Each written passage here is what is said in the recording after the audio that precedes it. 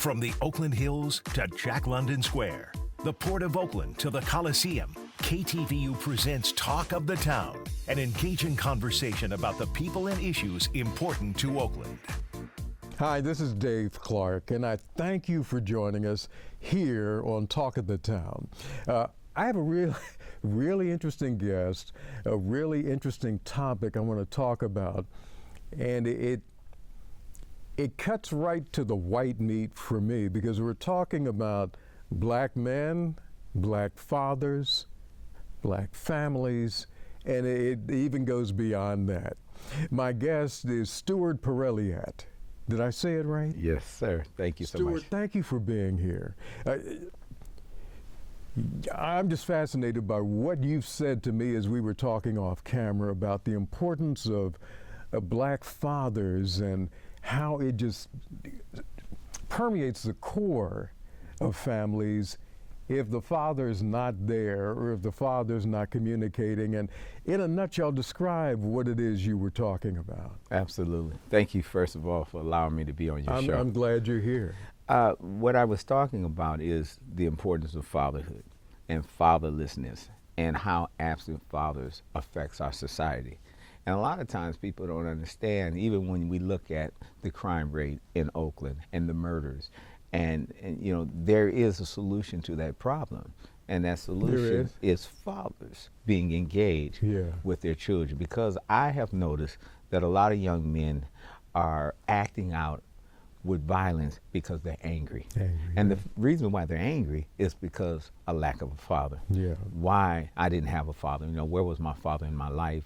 You know, what did I do that my father didn't want to be engaged or involved in my life? And so what I was sharing with you earlier is the fact that when we talk about fatherlessness and absent fathers, it is so important because it's the foundation that builds our families. It's the foundation that builds our communities. We talk about at Man to Man, fathers strengthening families one at a time. You know, it's the foundation.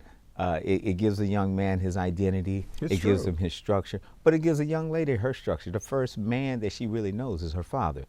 And depending on how that relation pans out, depends on what kind of man she's going to marry or date. And a lot of times you see young ladies, you know, looking for that father figure. And so it may not be love, but they just want someone fill that gap. To fill that gap. And so I was telling you about Dr. Blackenhorn, because I always quote this thing about him, because he says that the most destructive trend of our society today is fatherlessness in every country. That's amazing. Yeah. And then he goes on to talk about, you know, 90% of our social ills is because of fatherlessness. And you know, he breaks it down. He talks about poverty. He talks about teenage pregnancy. He talks about human trafficking. He talks about incarceration, substance abuse, high school dropouts. I mean, it just goes on and on and on. And the amazing thing, Dave, about this thing as it pertains to fatherhood, as it pertains to black men, it affects black men differently than it affects young ladies. In what way? Young men follow the pattern of their father, even though they may not like their father. They said, you know, well, I'm not going to go to prison, you know. But if that father has been missing in their life and that father's been in and out of prison, 90% of the chances they're going to follow that path. If their father didn't get a higher education than a high school education and dropped out of school, you'll see that pattern falling. And that's where this thing really begins to really pan out, because as I was telling you, I wrote my thesis on disadvantaged young men on urban communities. And I went back to the 1940s in Oakland when it was a really thriving community. But what I found was these men were coming out of the service and they were coming from the South, and they realized that, you know, I need to stay here in Oakland because there's advanced mobility. I can buy a house, I can start a business. It's not as much racism, you know. But then what happened was when the blacks began to move into Oakland, the whites began to move out. And they didn't just move out, they uprooted their businesses. their banks, their grocery stores. And that's where this underground economy came, where prostitution, running numbers, drugs, and all of these things. And then on top of all that, you couldn't have a black man in the home. We'll pay you for every child as far as public assistance, Section 8, but don't have a father in the home. And if there's any sign of a father, then we will take and snatch those privileges, those, financial statues or what, And so this is an amazing thing that's going on. Now, when we talk about fatherhood, we can go all the way back to Frederick Douglass. And he made a quote. That famous quote. Oh, you know it. I'm trying to think of it off the top, but I know the quote. I'll let you. He says it's easier to build strong children than repair broken men. Broken men. Yeah, which is true. It's real true. But why have we found the solution to the problem? I mean, we knew that back then. Yeah. When we go to courts and we have fathers go in and really advocate, this stigma about black fathers or deadbeat fathers, they don't want to be engaged in their children's life, which is completely wrong. I mean, because if you look at the statistics will show you that African American non-residential fathers are more engaged than any other race. Yeah, they don't talk about that, but their statistics shows that. But the percentage is still very low. Yeah. 5%. Yeah. Yeah. So. Wow.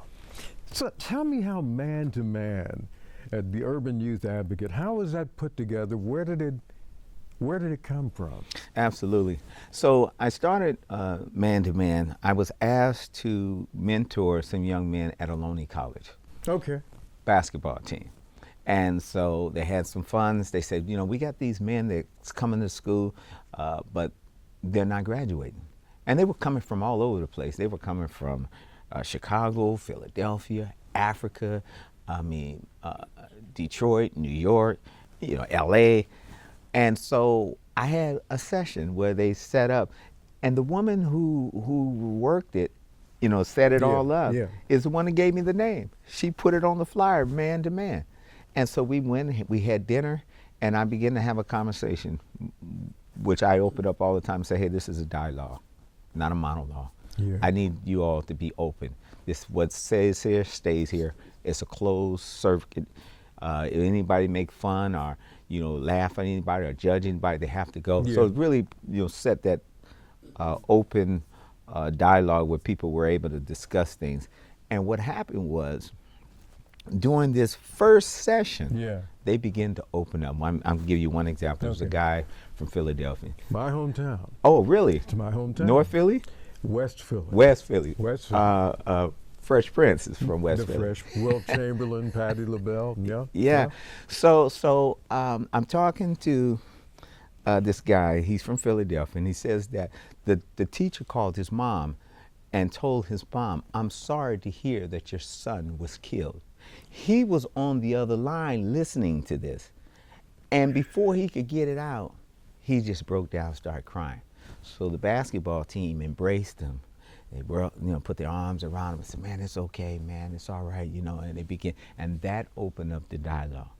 And I started seeing that this was a gift that I had as far as meeting these young men and meeting the needs.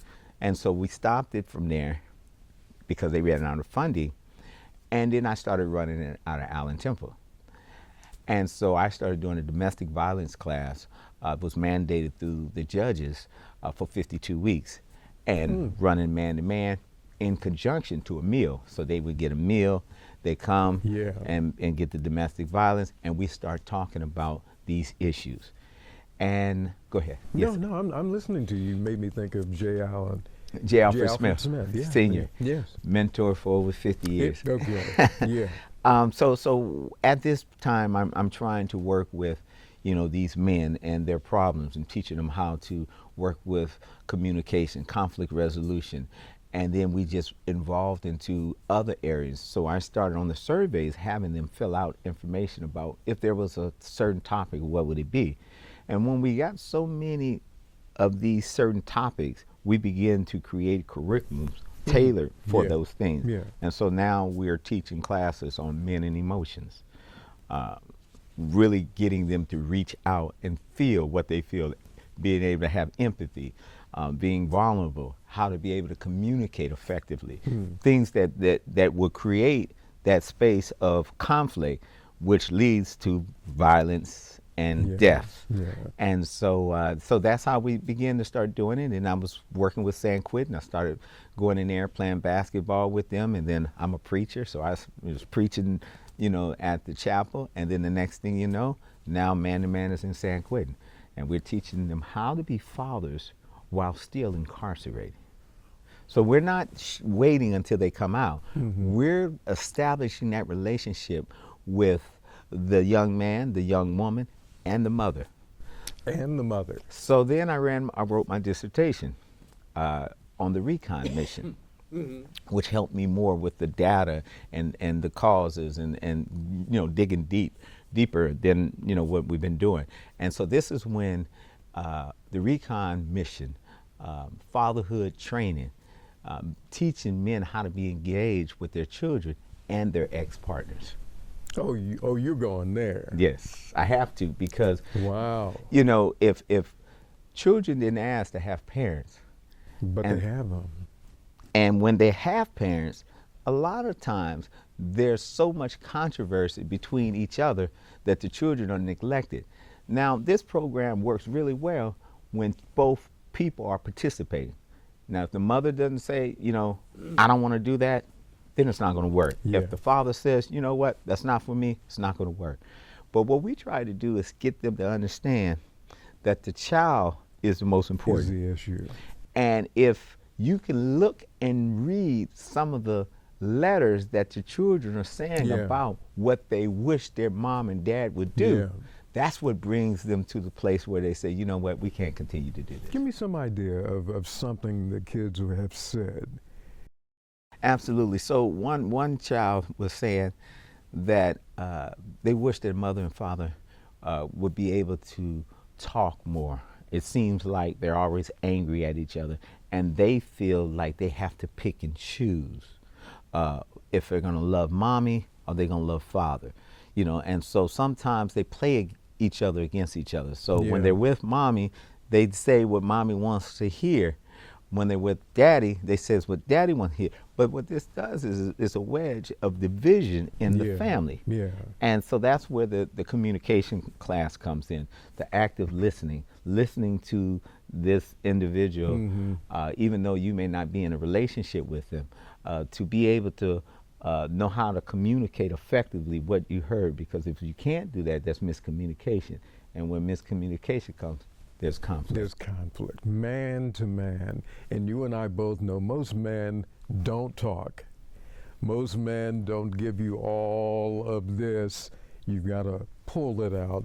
And there's a lot of pain. It is. With men. Where do you see yourself in what you teach, in what you consult and work with men? How do you see do you have to have gone through all of that to really understand?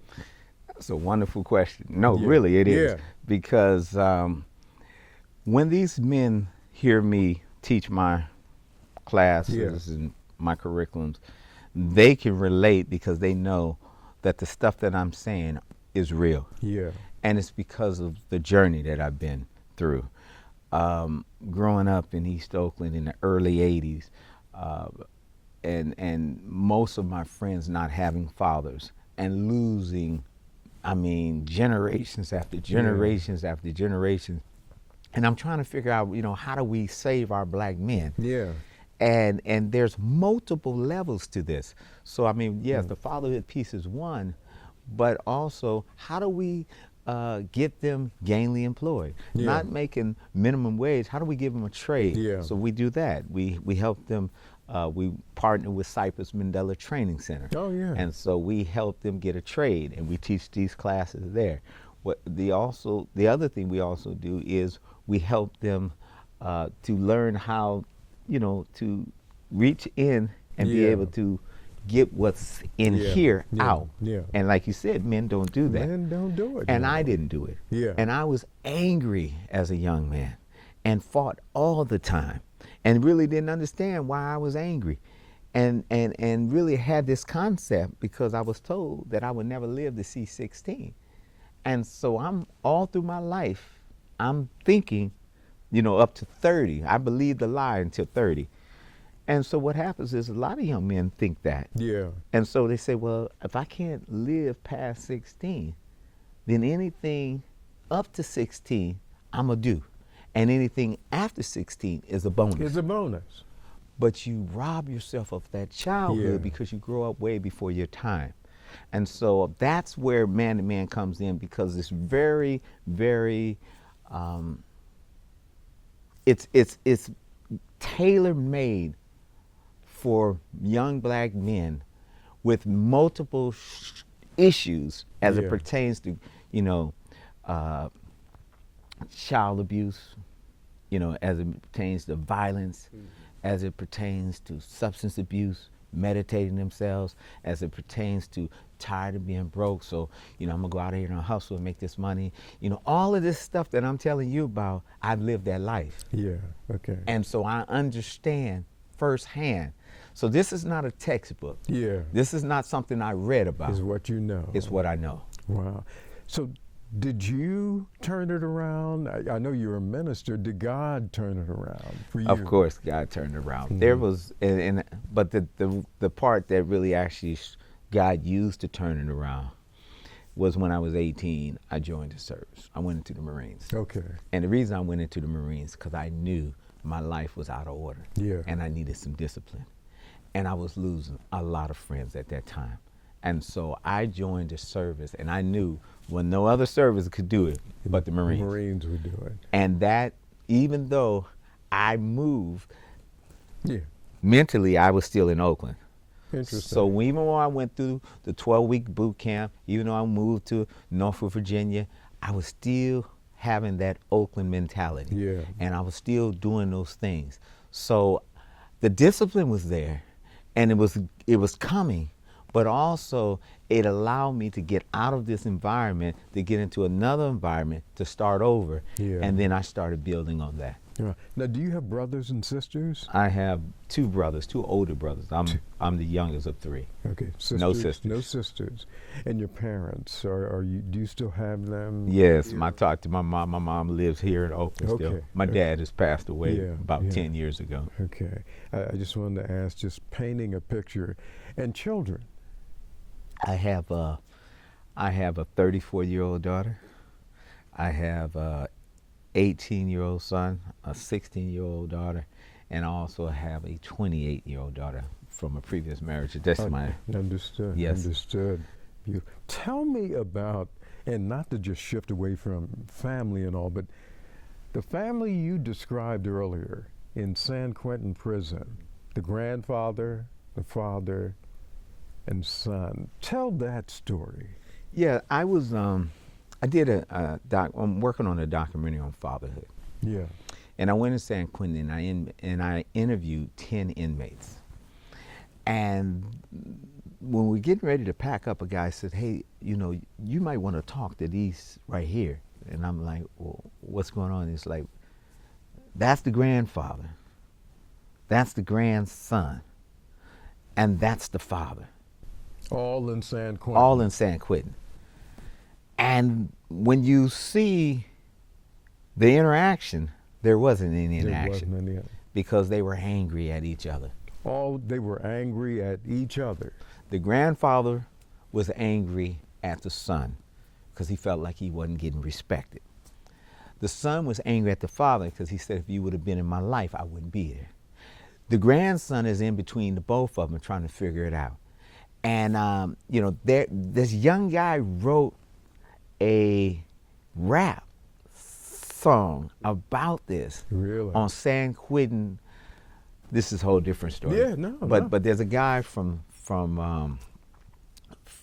Sweden, and he's a recording producer. Yeah. And what happened was he got an altercation in L.A. and he went in for life. And so when he's in here, someone gave him access to a keyboard, and he was playing the keyboard in his cell. As he was playing the keyboard, rappers began to come and start rapping at his cell. And they were Bloods and they were Crips and they were all different gang members. Yeah. And he said, look, I will produce the music. You do the rap. You do the rap. But it cannot be promoting prison ministry or gangster life. It has to use your life to help young men so that they don't come to prison. And this is where they had this young guy that actually talked about, I'm in the same prison with my grandfather. And it was a powerful rap song. And they, if you can go online, it's San Quentin music. They actually did a whole CD on all these different rappers that for free. Wow, that is powerful. There are a lot of people who have the image the black people can't do, black men can't do any better than end up in jail, walk around with pants drooping down, no respect in public, and we can't do any better. How do you respond to that? I'm a preacher.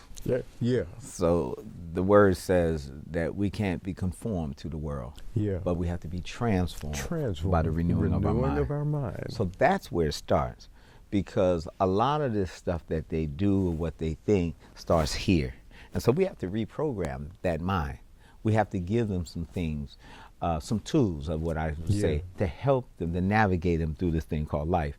Because the thing is, they didn't have mentors. They didn't have strong men. You know, a lot. You know, it's amazing when I interviewed these inmates and I asked them, "Tell me something positive your father told you growing up."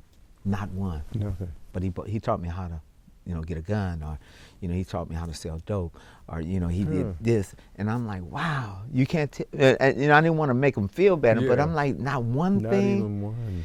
So what happens when that individual has a child? And he's really wanting to be a good father, but what is he working with? I don't know. So what we do is we got to help them and to give them some tools and tell them it's not going to be easy, but at least you're going to have something that you can pass on to your son.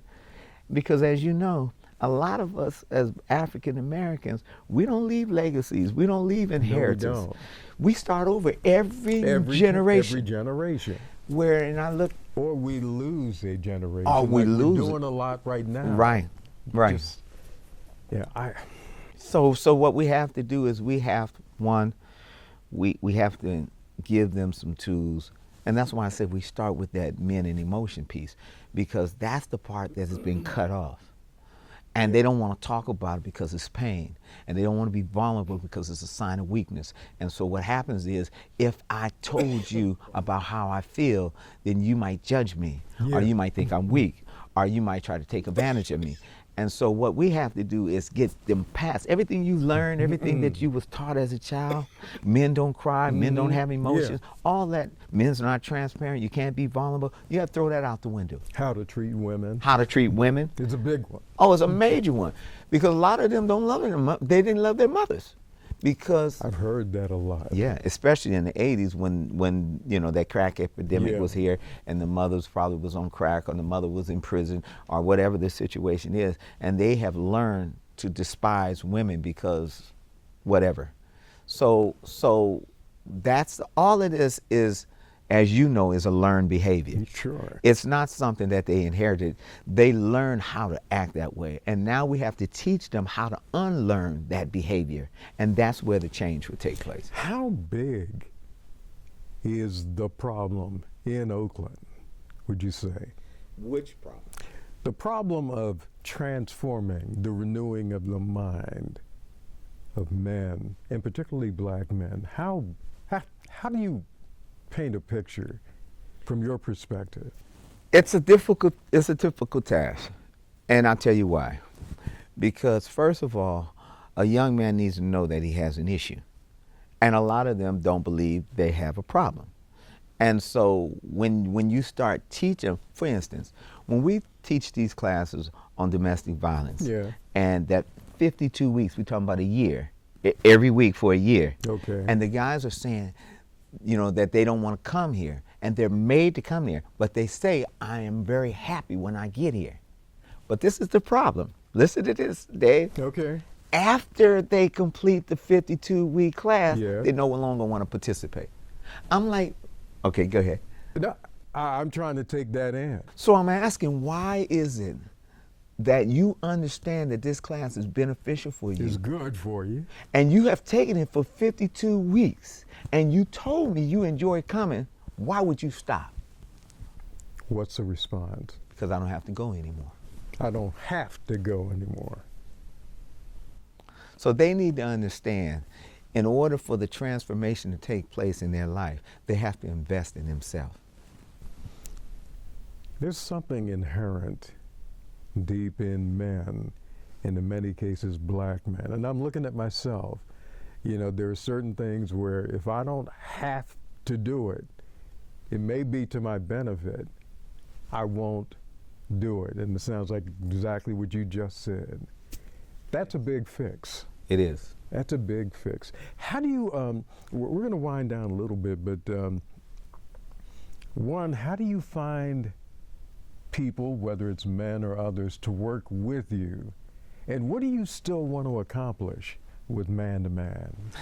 Yeah. That's a very good question. It's difficult to find volunteers. Yeah.